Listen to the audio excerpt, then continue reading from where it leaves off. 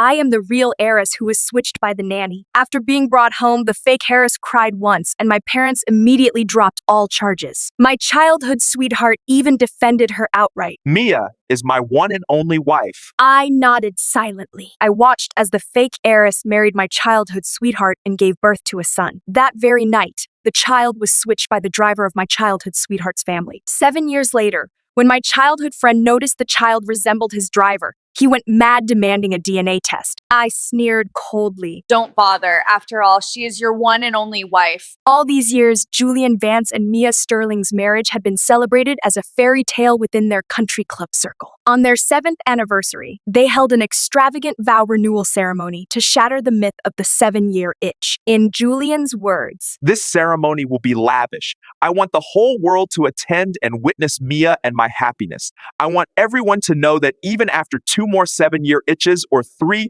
I will still love only Mia." Of course, not the entire world attended the ceremony, but I received an invitation. I wouldn't have come if I hadn't seen someone I wanted to meet on the guest list. It had been 7 years since I last saw anyone connected to the Sterling family, and I hadn't been in touch with him at all. Mia's eyes lit up when she saw me, and she immediately pulled Julian over. She nestled close to him, looking utterly adoring, a blissful smile on her face. Sister, I am so glad to finally see you. If it weren't for our 7th anniversary, you wouldn't have come back. She pouted and teased Julian. See how much she cares about me? She doesn't even come home for Thanksgiving usually. Julian gave me a once-over and chuckled softly, still as aloof and distant as he had been 7 years ago. Long time no see. Mia maintained her demure demeanor. Sis, look at me and Julian. We've been married 7 years. Why haven't you shared any good news yet? Could it be? She trailed off, glancing at Julian before whispering. You haven't been pining for Julian all this time, have you? I was the Sterling family's true heiress, swapped at birth by the nanny. Mia was that nanny's biological daughter. 7 years ago, I was brought back to the Sterling estate in the Hamptons. When Mia saw me, tears instantly fell. It is all my fault. I am the one who caused Sister to suffer all these years outside. Mom, Dad, I should make it up to Sister. I'll move out right now and give her my place. Seeing this, my biological parents were heartbroken. They immediately embraced Mia to comfort her, even letting the nanny off the hook. Mia, please stop crying. How could this be your fault? You were just a baby back then. You didn't understand anything. We've raised you all these years, given you the very best this world has to offer. How could you ever think less of yourself? Julian also stepped forward to defend Mia, glaring coldly at me. Lexi Sterling, you may be the Sterling family's true heiress, but don't think you can use that status to force me to honor our family's arranged engagement. In my heart, Mia is my only wife. It is true. The one betrothed to Julian should be me. Yet, my birth parents told me, Lexi, Mia has grown accustomed to this family. Your return already means she must share half her trust fund. That is cruel enough. Please don't fight her for the engagement, okay? Mia, a beneficiary who not only seized the life and wealth rightfully mine, but also stole my birth parents' hearts. Yet, my birth parents accused me of stealing Mia's possessions. From the moment they found me, they never once asked how I'd survived all those years. Mia's birth mother treated me like an animal, either beating or berating me. My body bore scars year after year. She never let me eat a full meal. After middle school, she forced me to drop out, intending to marry me off to a man in his 40s for a cash payout. It was only after I called the cops that she abandoned that plan. But then she chased me through the entire alley, beating me and screaming that I was an ungrateful brat for reporting her after she'd raised me all these years. I started working at a young age to earn money. Combined with my perfect grades, the teachers and principal at my school were willing to help me, which is how I managed to complete my education. It was precisely because my academic performance was so outstanding, and because I bear a strong resemblance to my biological father, that the Ivy League scholarship interview video caught their attention. Both my biological parents were Ivy League alumni with sharp business acumen, but Mia was their complete opposite. A poor student with zero business sense since childhood. Even their business partners remarked. Did you see this year's valedictorian interview, Richard? That top scorer looks just like you. Mia's birth mother, feeling guilty and afraid of being exposed, sought out Mia and warned her never to let her parents come into contact with me, the scholarship student. At the time, Mia knew nothing about it and was simply baffled. But my birth parents overheard this conversation. Piecing together all these coincidences, they eventually tracked me down. But in the end, their deepest love was still for Mia. After learning what the nanny had done, I intended to call the police. but my birth parents stopped me. Calling the cops would ruin Mia's life. I felt no emotional attachment to them. So I said, Since you don't want me to press charges, give me a payout. I'll take it and leave. Never disturbing your perfect family of 3 again. my birth parents feigned concern, pleading for me to stay and promising compensation. I replied. Then you must send Mia away. This house can only have me or her, not both. Mia began sobbing tearfully. I knew my sister couldn't tolerate me. Mom and Dad, please let me go, though I'll miss you terribly. I don't want to put you in such a difficult position. Julian swept Mia into his arms. Since you don't want Mia, I'll take her home with me. As long as I am here, I'll never let Mia suffer the slightest injustice. Naturally, my biological parents couldn't bear to part with the daughter they'd raised for so many years. After weighing their options, they gave me a sum of money, $50 million. It bought out our relationship, and it compensated for all the suffering I'd endured over the years. I used that money to attend college while starting my own tech business. 7 years later, my company went public. I hadn't contacted the Sterling family during those 7 years. And naturally, they never reached out to me either. In the eyes of my birth parents, even though their biological daughter had been found, Mia remained their only daughter. If I didn't contact them, they wouldn't think of me. As for Julian, if it weren't for that sudden invitation, I wouldn't have even remembered there was such a person. Julian's breathing grew heavy. He glared at me with a mix of smugness and slight annoyance. Lexi, I told you 7 years ago, Mia is my only wife. Give up on this. I'll never like you. There is no room for you in my heart. I stared at him like he was an idiot. Today's your vow renewal. Take those words back next time. Don't take yourself so seriously. It just makes people laugh. Julian choked on his words. You? I rolled my eyes and scanned the room, searching for the person I needed to find. The figures of my birth parents came into view. Lexi, My birth mother, Beatrice, offered a faint, unfamiliar smile. Lexi Sterling. That was the name they changed me to immediately after finding me. The nanny had originally named me Trash. She had literally written the word for garbage on the paperwork, but the hospital wouldn't allow it. long time no see. You've changed so much these past 7 years. Beatrice forced another smile. How have you been? Why didn't you contact your parents? My biological father, Richard, snorted coldly. That is $50 million. An ordinary person couldn't earn that in 10 lifetimes.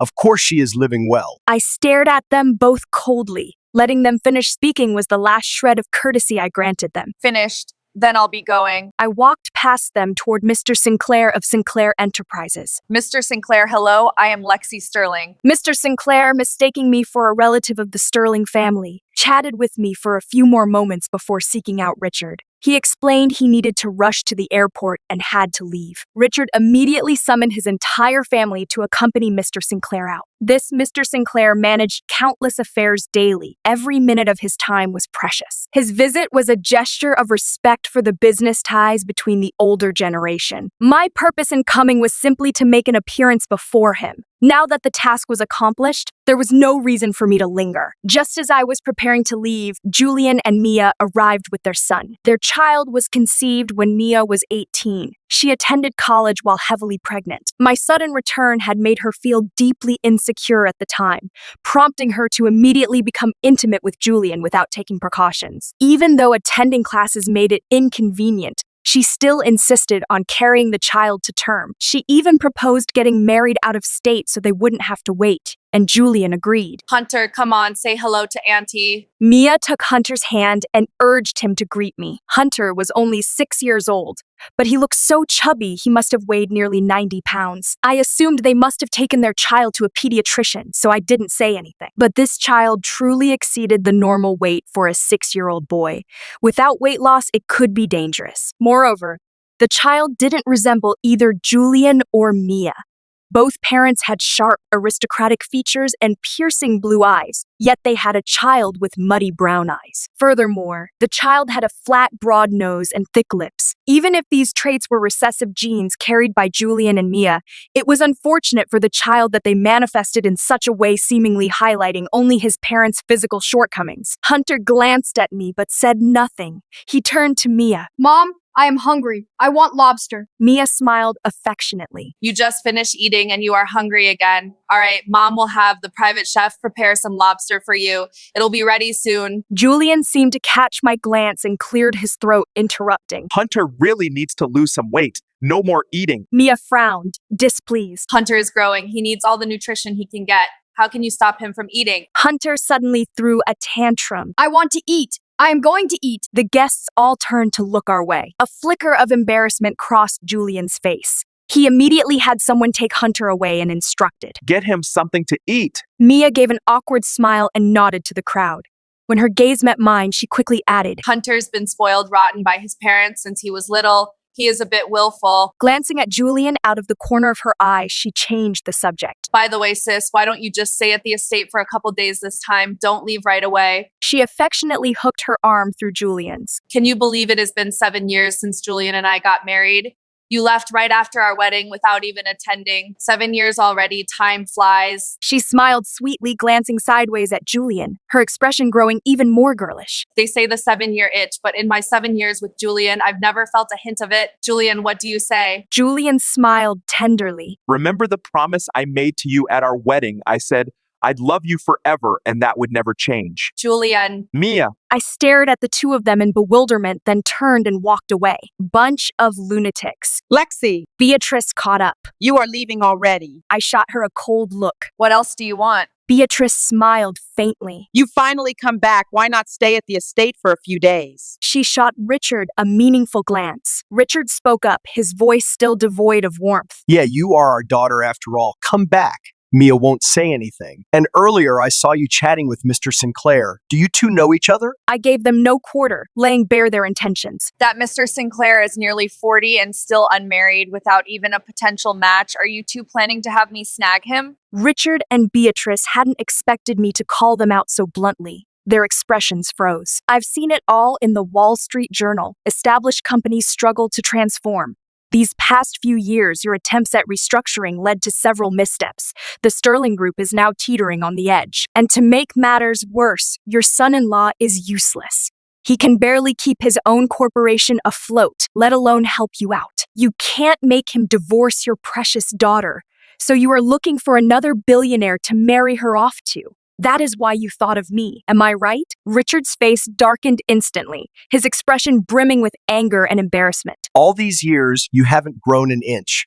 Speaking to your elders like that shows you have no manners whatsoever. Beatrice's face also showed displeasure, though she didn't express it as bluntly as Richard. She gave a dry chuckle. Lexi, I noticed you took an Uber here. It is inconvenient to hail one halfway up the mountain. I'll have the driver take you down. With that, she walked out with me. A luxury SUV pulled up before us in moments. The door opened, revealing a round, chubby face. I froze. The driver's face and build were identical to Hunter's. Miss, please. The driver said. Beatrice sighed, not letting me get in immediately. Lexi, I know you hate your parents, but back then we did compensate you. We gave you a large sum of money. Now the company is struggling. We need to find new opportunities and require financial backing. That billionaire may be 10 years older than you, but he truly is a suitable marriage prospect. Think it over. If you come around, give me a call. I sneered inwardly. It all boiled down to using me. That money was what they owed me. Now they wanted to blackmail me. Not a chance. The descent was long, the scenery beautiful. The driver suddenly spoke up.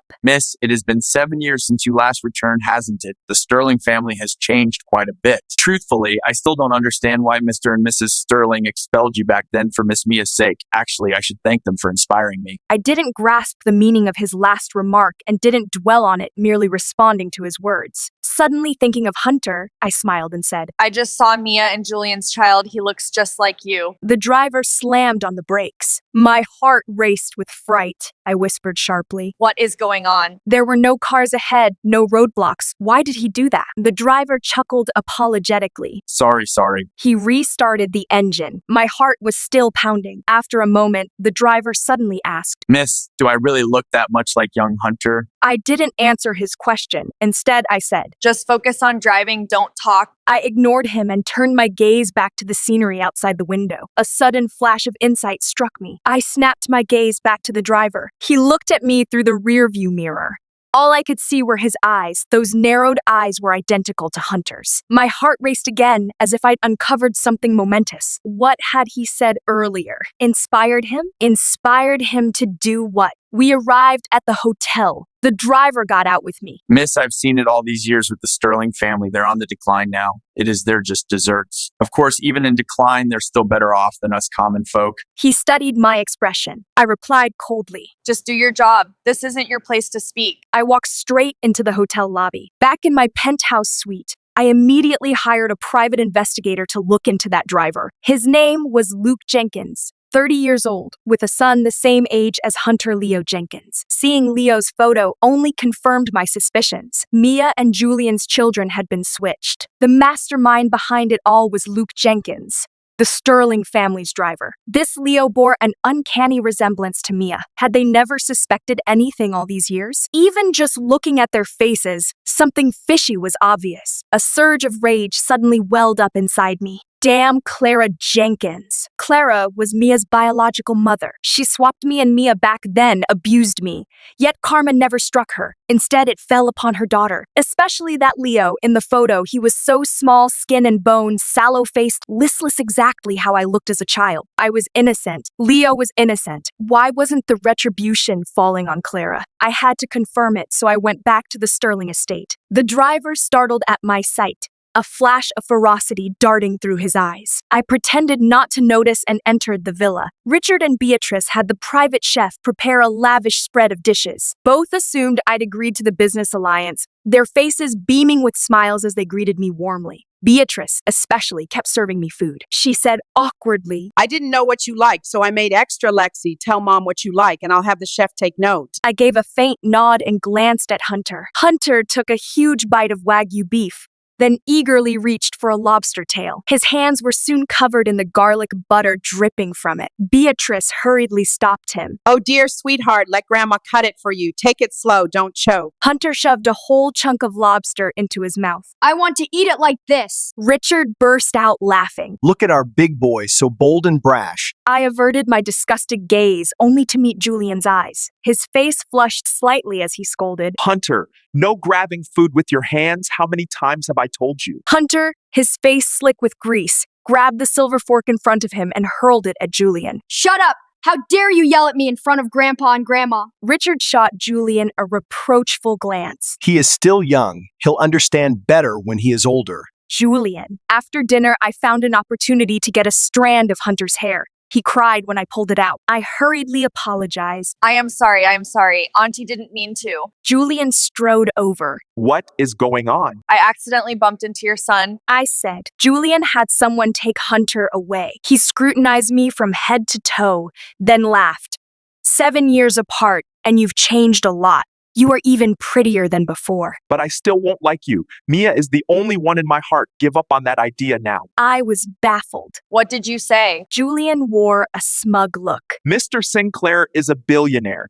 If he takes a fancy to you, it'd be a blessing you'd have to work 10 lifetimes to earn. You refuse to marry him. It is because you've got someone else in mind, isn't it? His words made me laugh, as if I'd heard the biggest joke in the world. You wouldn't be implying that person is you, would you? I gave him a dismissive once-over. Julian, Vance Corp has been in decline ever since you took over. Clearly, you are not exactly a genius. Your looks are nothing special, and I've barely even met you. Where do you get off thinking I have feelings for you? Caught off guard by my bluntness, Julian flushed crimson, speechless for a long moment. I scoffed. I've seen plenty of idiots, but a narcissistic fool like you, that is a first. You. What are you still doing here? Get lost. I shot him a disgusted look. Haven't you had enough of being insulted? Julian glared at me fiercely before turning and striding away. Just as I was about to go find Mia, she came to me herself. Seeing no one else around, Mia revealed her true colors. What did you say to Julian just now? So you still haven't given up on him. He is married to me now. Are you trying to be the homewrecker? Lexi, I am warning you, everything in the Sterling family is mine, and Julian is mine too. Don't even think about taking him from me. I let out a cold laugh. What is left of the Sterling and Vance families, only you remain as their prized possession. Mia's brows furrowed. You. I grabbed a handful of her hair. It was your mother's sins back then that nearly ruined my entire life. Don't worry, karma will come. I seized the moment to yank out several strands of her hair before striding away. Richard and Beatrice tried to hold me back. Mentioning my room was already prepared. I replied coldly. Forget about that arranged marriage. Even if you go bankrupt, it is none of my concern. And one more thing, don't ever presume to call yourselves my parents again. You are unworthy. With that, I walked out. Luke's obese frame caught up to me. Miss, it is so late. Let me drive you home. No need. I have my own driver. I got into my town car, confirmed that both Mia's and Hunter's hair samples contained follicles, then promptly stowed them away. I couldn't trust that Luke either. I needed to arrange for private security to protect me. The DNA test results for Mia and Hunter arrived. Nervously, I pulled out the report. 0% probability of biological relationship. Just as I suspected, I anonymously leaked the news to the tabloids, instantly setting off a firestorm online. I've seen photos of Julian and Mia. Their son looks nothing like them. Didn't they ever suspect anything? The driver was always hanging around them. Even ordinary people would have suspected something. The whole family is brainless. In an instant, Vance Corp's stock plummeted. Already teetering on the edge, the company couldn't withstand such a massive PR nightmare. It wasn't until 2 days later that I received a call from Beatrice. The atmosphere at the Sterling estate had completely changed, heavy as dark clouds pressing down on the city. Seeing me, Beatrice burst into tears, grabbing my arm tightly. Lexi, this is Karma. We never pressed charges against Clara back then, kept feeding and clothing her all these years, and now Mia's baby got swapped too. Richard suddenly stood up. Stop crying. Call the cops. The police had already arrived. Estate security handed Luke Jenkins over. As the cruiser pulled up to the precinct, it was immediately swarmed by a mob of reporters. Despite the officers' attempts to hold them back, the journalists pressed forward relentlessly, their microphones practically shoved into Luke's face. Luke, did you swap those two children? How did you manage it? You never imagined your child would look so much like you, did you? It took only 6 years for the truth to come out. Luke snarled into the camera. Why should I be sorry? Back then, the Sterling's nanny switched Richard and Beatrice's babies. They let their real daughter suffer all those years outside without reporting it. They kicked their own biological daughter out, kept the fake Heiress, and even paid her mother off. Why did they report me?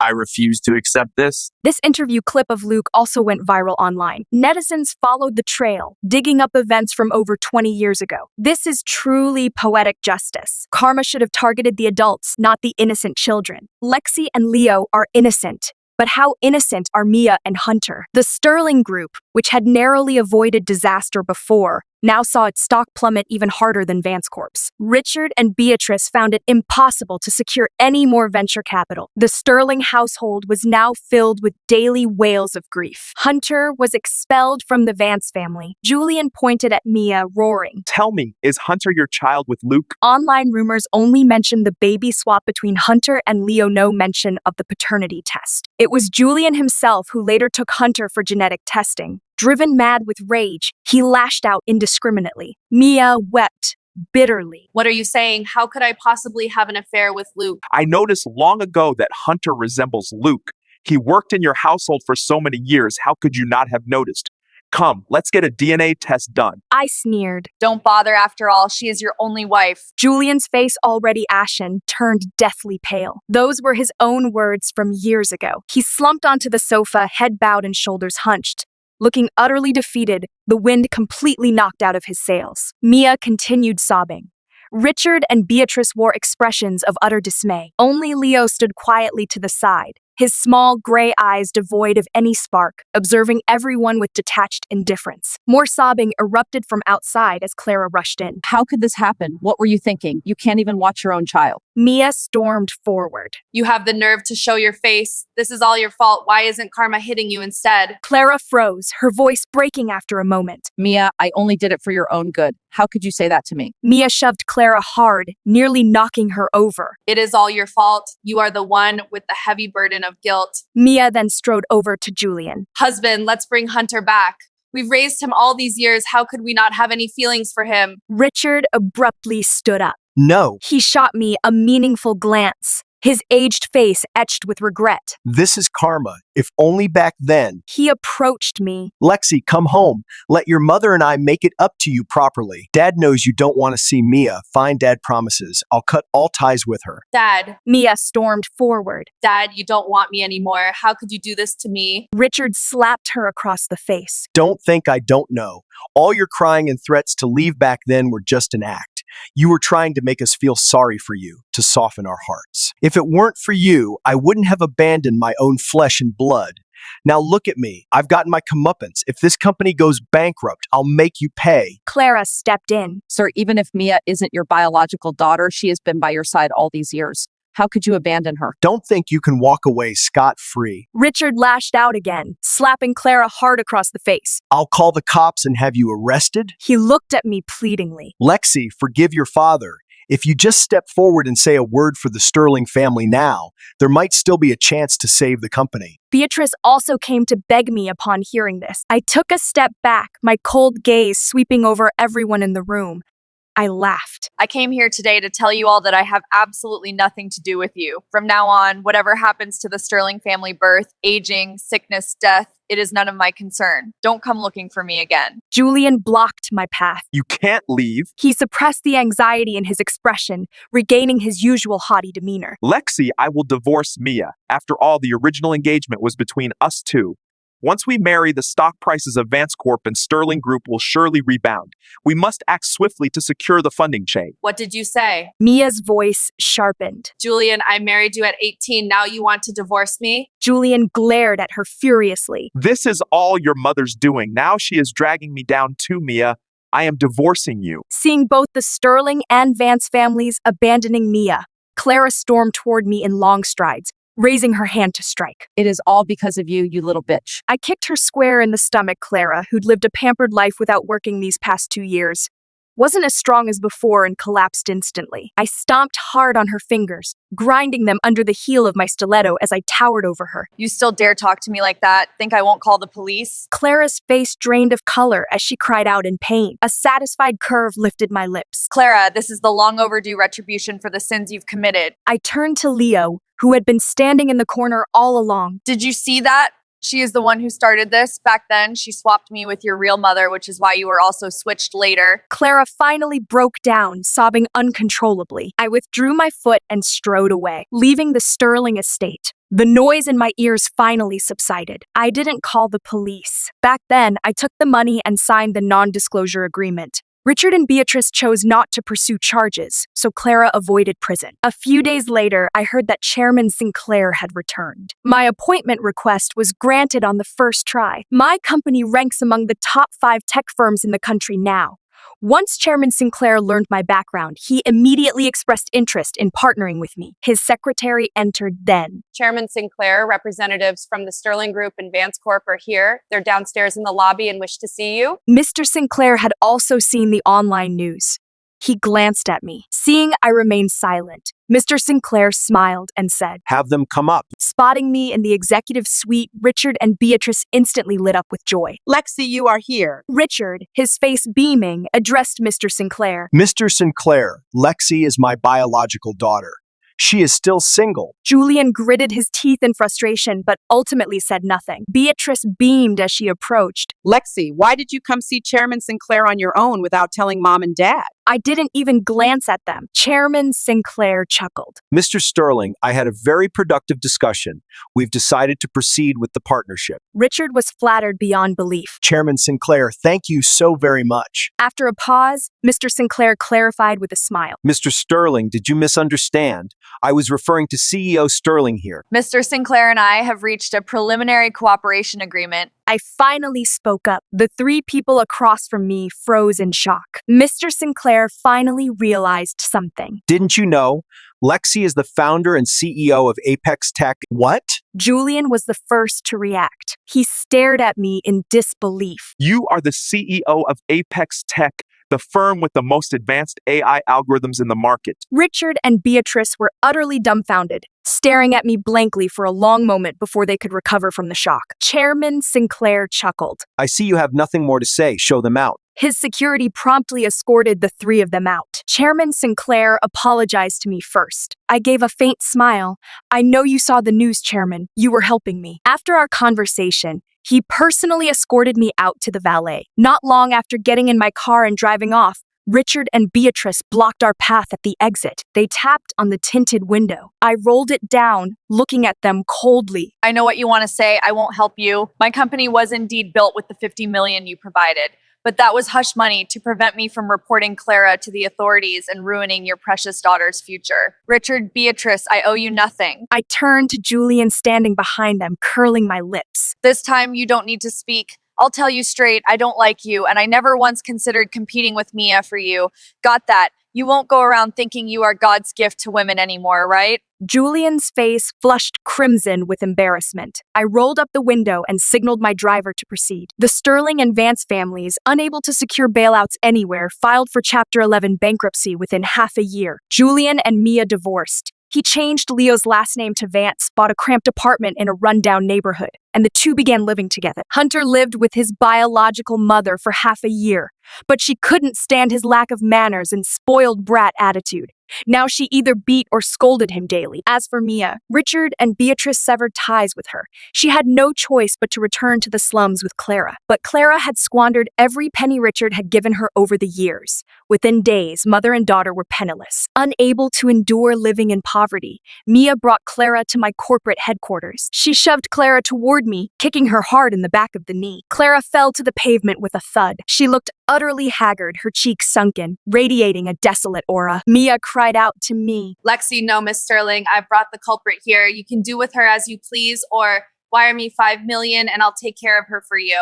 I laughed. Clara, did you hear that? This is how your dear daughter repays you. Clara's body stiffened, her face expressionless. She struggled to her feet, glared at Mia, then suddenly slapped herself across the face. I deserve this. This is my just punishment. She pointed at Mia in anguish. My whole life I risked federal prison scheming for you. And this is how you treat me, Mia, you ungrateful, heartless monster. I can't go on living anyway. Neither of you treats me like a mother. I am going to die now. With that, she lunged toward the edge of my penthouse terrace. But she couldn't figure out how to open the heavy reinforced glass doors. I called out to my security, Throw her out and trespass them. Never let her set foot near this building again. thinking she could die on my watch and cause a scandal. Not a chance. Mia was thrown out onto the street. Within days, I heard the news on the local broadcast.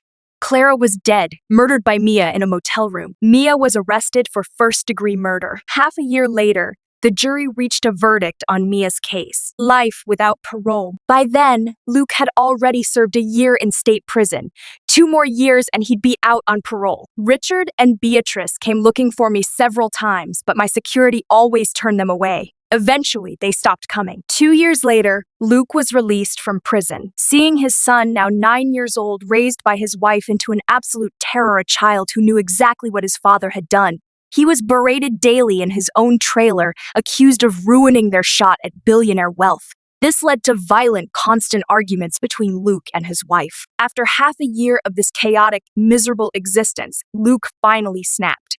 Under cover of darkness, he shot his wife and Hunter dead. He then tracked down Julian and killed him in the parking lot of his cheap apartment. Had Leo not been quick enough to climb out the fire escape, he too would have lost his life. Leo came to my gated community and waited until my SUV rolled out the next morning before I noticed him. Luke killed Julian. He should be in police custody by now. I stepped out and approached him. Why are you telling me this? Leo looked at me. I have no family left.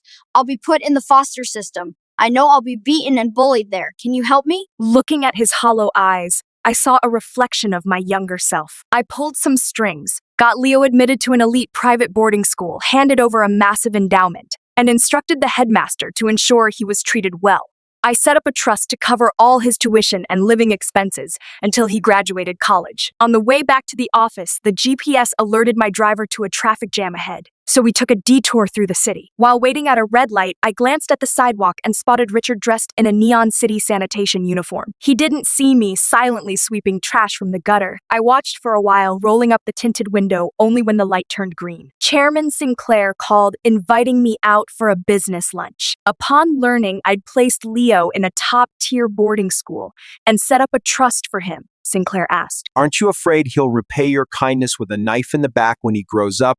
He is the biological child of Julian and Mia after all. I smiled, swirling my wine glass. Seeing him reminds me of myself back then. No one threw me a lifeline when I was a child, so I am not helping him. I am helping my younger self. If he ever does decide to seek revenge, it won't be for decades. I believe the universe wouldn't repay me with such cruelty. My path ahead will surely be lined with nothing but success and blooming flowers.